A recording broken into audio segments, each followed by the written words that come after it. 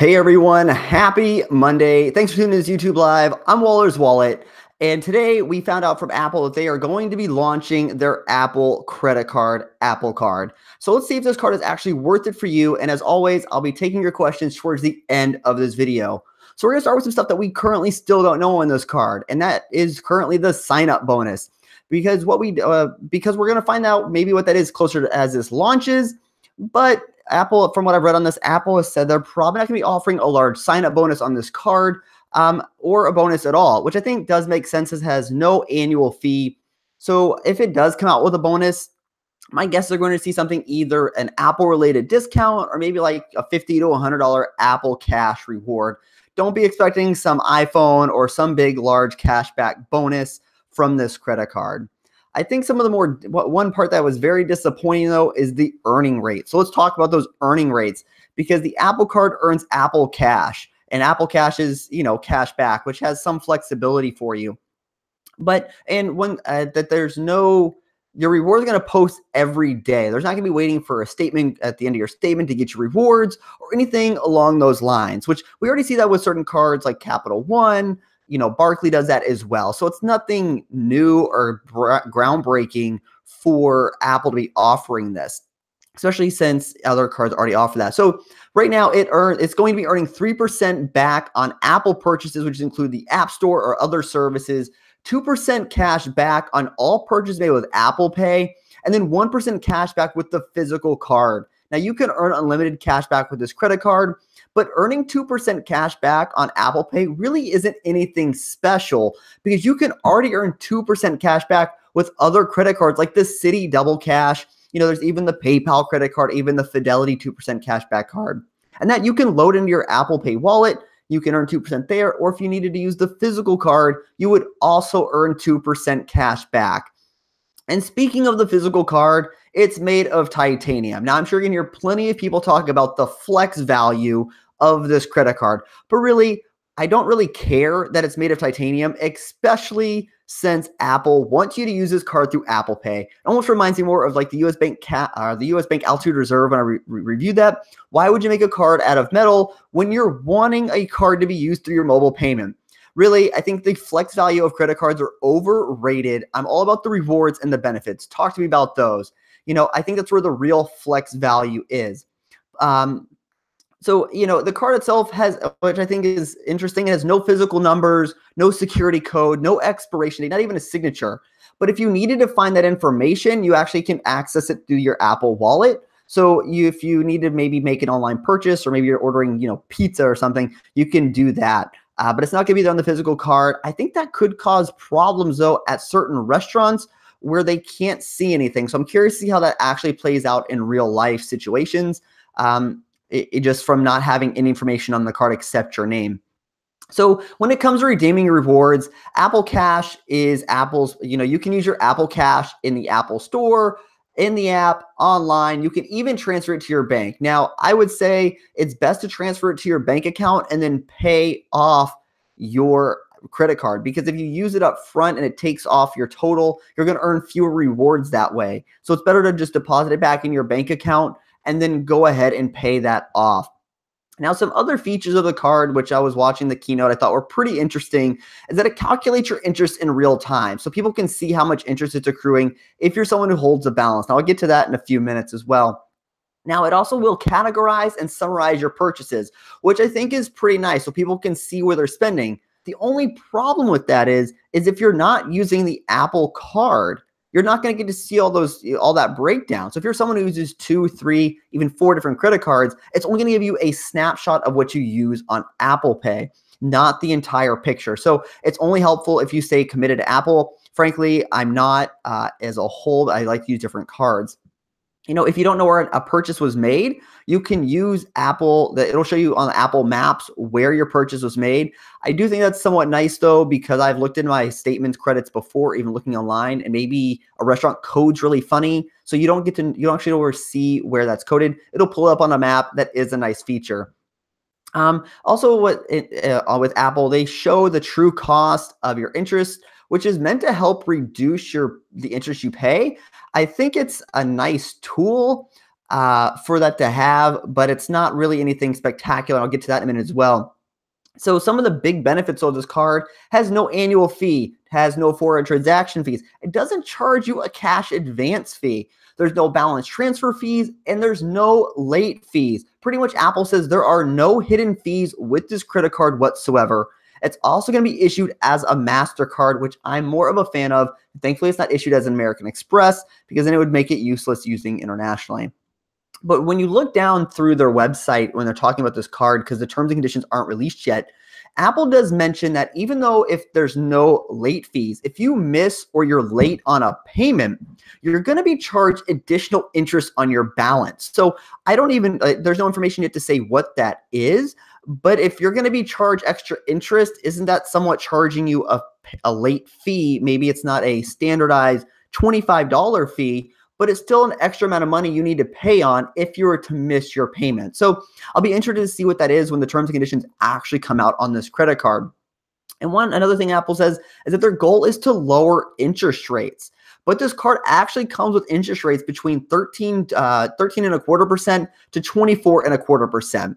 But I think really what they're trying to do is give you the tools so you can adjust on that little meter of how much interest you're going to be paying, because interest rates aren't really that low as I felt that they're trying to claim. And as you look through too, Apple does mention the privacy of their card. Now, Apple is big on privacy, which I can definitely respect and I do like. And this card does mention that Goldman Sachs will not sell or give your information to third parties. Now, I do wonder if that restriction is also being worked out to MasterCard, because last year MasterCard was caught selling information to Google. So if the protection's only going to be to Goldman Sachs, what's stopping MasterCard from selling that information out to third parties? So it'll be interesting to see if Apple has those restrictions in place with MasterCard, saying they can't sell their customer data to third party sites. Doesn't say anything on their website. It does say Goldman Sachs cannot do that. So some other questions I do have on this credit card are there going to be travel protections, purchase protections? Are there any other benefits on this credit card that we're going to see that makes it worthwhile to put maybe large ticket items on this for people?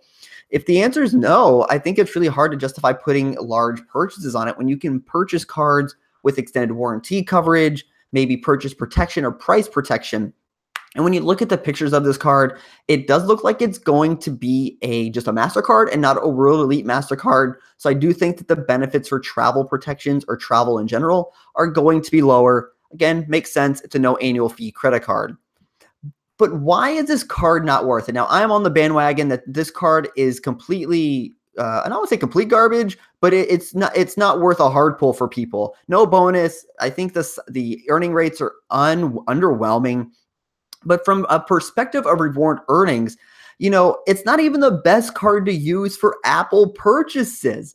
There are plenty of cards, one that earns 2% back on all your purchases, and they don't require a specific method. But cards like the US Bank Cash Plus, which give you 5% back at Apple, the American Express Business Gold Card, while it does have an annual fee on it, gives you 4 points per dollar back in Apple.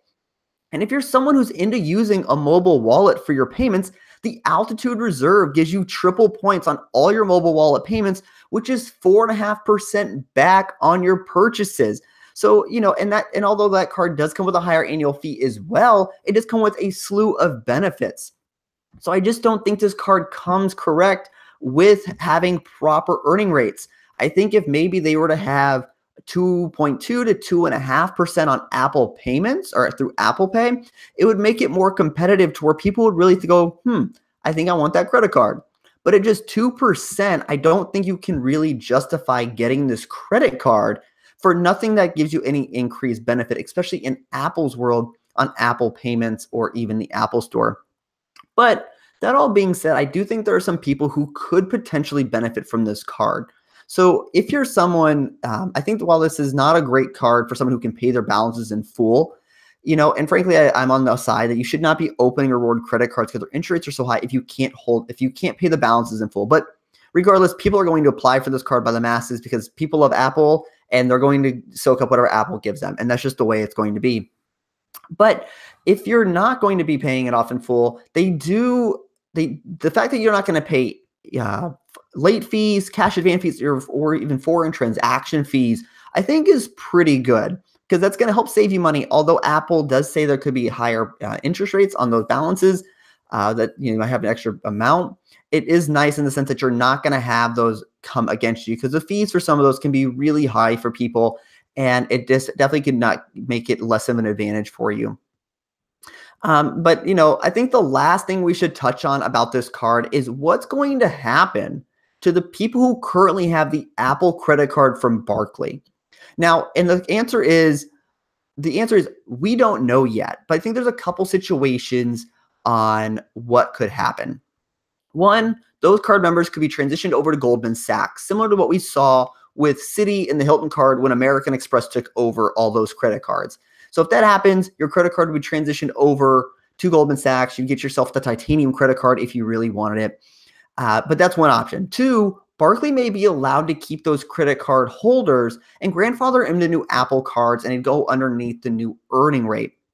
But that's another option. Lastly, we could see Barclay not hold the rights to those people, and they would be transitioned to a different Barclay product. So I think out of those options, I honestly think maybe we're going to see them transition over to Goldman, or we're going to see them transition to the new Apple card just issued by Barclay. I don't think we're going to see them transitioned over to another Barclay product. Definitely could be wrong on this, but we'll have to just wait and see. So would they? Reckless, what do you mean? Would they do a hard pull? I think anytime you're going to Goldman is definitely, I think, would do a hard pull for this credit card if you're looking for it. That's just the way, you're looking for credit, they're going to pull it there for you. But I don't think they're going to they wouldn't pull your credit if they're transitioning you to Goldman Sachs if you're a Barclays holder. They should just be a clean transition if that's the case, like it was when you were a Citi card holder with Hilton moving over to American Express. I don't think I have any questions though. All right, no questions. All right. Hey, Sean, how you doing? Hey, Belinda, how you doing tonight? All right. So, that sums up pretty much what I think of this credit card. Just to sum it all up, I don't think this card is worth it for reward enthusiasts. It's just the earning rates there just aren't there. The lack of a sign-up bonus, the restrictions on using Apple Pay to get that earning rate, it's just not going to be worth it for most people, especially if you were to look. You can get the PayPal credit card with a bonus at times. There are plenty of cards that offer credit card bonuses and have decent spend earning rates as well. So I'm curious, tell me, what are your thoughts on the new Apple credit card? Are you going to get it? Do you not care? Do you think it's a dumpster fire of a credit card? Let me know with a comment down below.